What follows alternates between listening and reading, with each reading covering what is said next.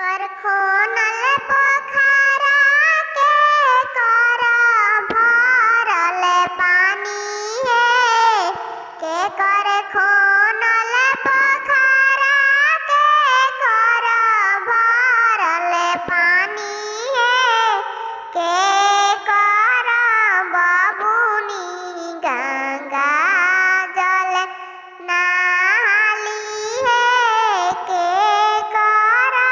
बबुनी गंगा जल नाली है ससुर के भैया के खोनल पोखरा ससुर के भरल पानी है आमा के बबुनी गंगा जल नाली है आमा के बबुनी गंगा जल नाली है के दिहल सेंटा साबुन के दिहल कंगी के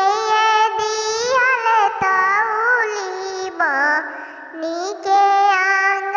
पोछे के दिहल तौली बनी के